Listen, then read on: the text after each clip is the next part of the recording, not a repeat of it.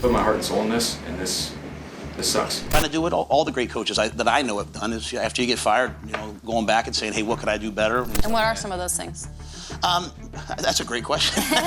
I tried to be as optimistic as I possibly could be about Baker Mayfield's career, and I try to be as unbiased as I can be in these takes, but when you consider the decisions that he's made for himself, and just a series of just really horrific luck, and just him putting himself in a very bad situation to begin with, I can say with confidence that not only did we just see Baker Mayfield's last start with the Carolina Panthers, but we possibly saw his final start ever. I'm gonna break it down for you guys, man. It's honestly really sad to discuss, but I'm going to bring you all the information I have and what the future of the Carolina Panthers is going to look like. Before we get to the content, make sure you drop like, subscribe, and turn on our notifications to help the channel grow. If you want to go the extra mile to support the channel, make sure you check out our channel memberships program. Just click that join button or check out our Patreon link in the description as well. Now that we get all that out of the way, work!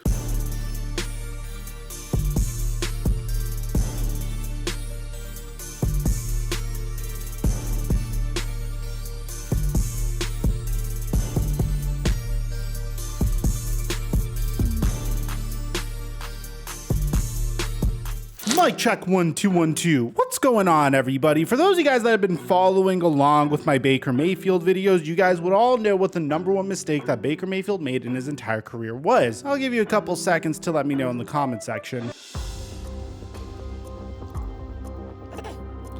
You get it? Baker Mayfield's biggest mistake of his career is a mistake that we all made. He unfortunately got very emotional during his time with the Cleveland Browns as the Cleveland Browns decided that they were best suited for a quarterback change. Now, bear in mind, this is a team that has been so desperate for a superstar caliber quarterback that they had to pay Deshaun Watson fully guaranteed money despite him sitting out a large portion of the season. This is before they knew that he would sit out a large portion of the season, but they took that gamble on him. In addition to giving up the 13th overall pick in the 2022 NFL draft, their 2023 and 2024 first round picks, a 2022 fourth round pick, and a 2024 fourth round pick, and a 2023 third round pick. I don't want this to be a Deshaun Watson video. That is an insane amount of capital to give up for any player. I mean, signing Deshaun Watson to a fully guaranteed contract if he was a free agent from the get-go, to me, would have been bizarre. But when you take a look at the Cleveland Browns situation, it made a lot of sense. This is a team that has missed on quarterback after quarterback after quarterback after quarterback, and their best QB over the past, 15 or so years happens to be the quarterback that they selected #1 overall, and he seems to be average at best. And there's nothing wrong with being an average QB in the NFL. I mean, Baker Mayfield has achieved something that is very difficult to achieve, and I definitely think he could have gone even further if he had just focused on developing more as a football player as opposed to being so egotistical. And this ego is essentially what sabotaged his career. The Cleveland Browns gave up an obscene amount of capital for Deshaun Watson, and instead of saying, hey, let's see how this Deshaun Watson situation plays out before I decide what I want to do with my career, Baker Mayfield released this farewell post on Instagram to the Cleveland Browns. This is when they were flirting with Deshaun Watson the first time, like right before Deshaun Watson rejected them, and then they came back with the crazy offer, and then he eventually agreed to a trade to the Cleveland Browns. And I've said this in my last couple of videos, man, if he was level-headed, what Baker Mayfield should have done is stay on the Cleveland Browns, play out the remainder of his contract. He would have a smaller sample size to play with, about 11 or so games. That's assuming that his injury to his shoulder would be fully healed and recovered at that point. You have better weapons to utilize, such as Amari Cooper. You still have Nick Chubb and Kareem Hunt. You still have a pretty good offensive line. You still have a pretty good defense as well backing you up. You have familiarity in the offensive system. And after 12 games that Deshaun Watson comes in, struggles, which by the way, there's a pretty good chance Deshaun Watson comes in and struggles because this is a guy that is a phenomenal football player but hasn't played football in about 2 years. Do you remember how bad he was during his preseason? And of course he's going to be bad. He was fairly rusty. And when you combine the fact that he's fairly rusty with a brand new team, a brand new head coach, a brand new scheme, and the fact that he just got paid a crazy bag, I wouldn't be surprised if his play fell off for a little bit for his first couple of games. But instead, Baker Mayfield Mayfield got emotional and demanded a trade, and the Cleveland Browns granted his trade request. He got traded to the Carolina Panthers for a conditional 5th round pick that could turn into a 4th round pick if Baker Mayfield plays 70% of his snaps. You see, this is where the first problem has arisen for Baker Mayfield, because this one stipulation might be why Baker Mayfield doesn't play for the rest of the season. Not only did Baker Mayfield hitch his wagon to a team that was trending pretty low, I mean, they have had a revolving door at quarterback before Baker Mayfield even came along. I mean, since 2019, you had Cam Newton, Kyle Allen, Will Grier, Teddy Bridgewater, PJ Walker, Teddy Bridgewater, Sam Darnold, PJ Walker, Cam Newton, Sam Darnold, Baker Mayfield. And then after Baker Mayfield, it went to PJ Walker, Baker Mayfield, and now it's Sam Darnold, by the way. So far, Baker Mayfield this season, to give you an idea, has won 1 game, lost 5 of them, has a career low completion percentage of 57.8%, has thrown for 1,313 yards, 6 TDs, and 6 interceptions. He has one of the lowest QBRs in NFL history, with a 17.8 QBR. His passer rating is at a 74.4. So here's why Baker Mayfield might never play in the NFL again. Last week, I came on this channel and told you guys PJ Walker is out with an injury. Baker Mayfield looked pretty good in the second half versus the Cincinnati Bengals in week 9. He completed 14 of 20 of his passes. He threw for 2 TDs, and he did throw for 155 passing yards. Going up against the Baltimore Ravens, I was fairly optimistic, a little bit more than I should have been, but I said, hey, this is a team he recognizes. This is a team that used to be part of his division. Maybe Baker Mayfield could pull off some Baker Mayfield magic. Unfortunately, that wasn't the case. Baker Mayfield completed 21 of 33 of his passes, and honestly, I don't think it would have been as big of a deal if he didn't throw those 2 interceptions at the tail end of the game, but the icing on the cake was the 2 late interceptions versus the Baltimore Ravens. That just makes his stat sheet look even uglier. I understand, given the circumstances, he may have had to been a little bit more aggressive, but that definitely didn't do him any favors. Baker also took 4 sacks in that game. Now look, I don't think anyone would be able to succeed in the circumstance that Baker Mayfield put himself in. But you know what makes Tom Brady and Baker Mayfield Baker Mayfield? Tom Brady is a phenomenal talent. Of course, one of the greatest football players, if not the greatest football player of all time. But one of the most underrated characteristics of Tom Brady is his ability to put himself in successful situations. I mean, I guess sans for this year, I really don't understand why he came back. I feel like he retired at the perfect time. But when he saw the wheels were falling off the wagon during his time with the New England Patriots, he chose the Tampa Bay Buccaneers, a team that had the likes of Mike Evans and Chris Godwin and a very underrated defense. They had Shaq Barrett coming off of a crazy season where he had 19.5 sacks. They also had players like Ndamukong Suh, which, bear in mind, this is following the 2019 season, so Ndamukong Suh isn't perceived as the 35-year-old defensive tackle that he is now. Then they also invested capital in that offensive line, and he also got Rob Gronkowski to join him, and Leonard Fournette joined eventually too. What I'm trying to say is this is a man that understands how to put himself into situations to succeed. And Baker Mayfield didn't do that, unfortunately. He went for the fool's gold of becoming a starter for a team that desperately needs a starter, but a team that was a few weeks away from firing his head coach. Matt Rule was on the hot seat prior to the season even starting, and a team that would eventually trade their best player in Christian McCaffrey. Now, don't get me wrong, I don't think the Panthers as a whole are a dumpster fire. I think they have a very promising defense, and they were actually trying to contend last year, if you remember. There's a reason why they traded for Stephon Gilmore, why they took on CJ Henderson, who was a former top 10 pick in the 2020 NFL draft. I think JC Horn is a phenomenal talent as well. Brian Burns and Derek Morgan's work speaks for itself. I don't think the entire team's bad, and on offense, they have players like DJ Moore, and Deontay Foreman's been doing pretty solid as a halfback. I don't think this whole team is a horrific team, but I do think this was the wrong team to go to if you have one more year to put up a really nice stat sheet and a really nice body of work to convince teams that they should take a chance on you in free agency. Now, Baker Mayfield did the opposite of that, because not only did he have a horrific game versus the Baltimore Ravens, but on top of this, we got a report that it seems like the Carolina Panthers are going to move on from Baker Mayfield in favor of Sam Darnold. So this is something I predicted in my last video, saying that if Baker Mayfield performed horribly in this game, clearly they're going to pass the torch to Sam Darnold. Do I recommend playing hot potato with your QBs? No, most definitely not. But you have to understand the situation that the Panthers are currently in. Steve Wilkes probably isn't going to get a chance to be an interim head coach anytime soon, considering the fact that his only lone year being a head coach was with the Josh Rosen-led Arizona Cardinals. Cardinals, so this is his chance to show people that he's a fairly competent head coach when he's given the proper pieces. And to his credit so far, I don't think the man's gotten a great opportunity. So he needs a QB to stick with to have a nice little hot streak going to the end of the season. Because all these players are now trying to prove that they belong in the NFL. Obviously not the likes of DJ Moore, but players like Sam Darnold, Baker Mayfield, PJ Walker, Jacob Eason when he played, in addition to that coaching staff. So according to both Adam Schefter and Ari Meirov and Ian Rappaport, the Panthers announced that QB Sam Darnold will start on Sunday, his chance to make an impression for next season. Adam Schefter said a QB change, Panthers will start QB Sam Darnold versus the Broncos on Sunday. So I am not surprised by this at all whatsoever. I personally think that Sam Darnold has had a very rough start to the beginning of his career, because first he had to work with a QB guru like Adam Gase in his sophomore year and on with the New York Jets, and then he came to the Carolina Panthers and had to team up with Matt Rule. He started off 3-0 with the Carolina Panthers before the wheels fell off the wagon. Christian McCaffrey had an injury. The offensive line clearly wasn't doing so well. But to give you an idea, when you compare Sam Darnold to Zach Wilson and their first 20 starts with the New York Jets, clearly Sam Darnold has been the better quarterback thus far with the New York Jets. And to be honest, he's had significantly less than Zach Wilson has ever had. I like this move. Before you for sure want to move on from this stable of quarterbacks, which if Sam Darnold fails, you need to see what you have. Here's why Baker Mayfield is officially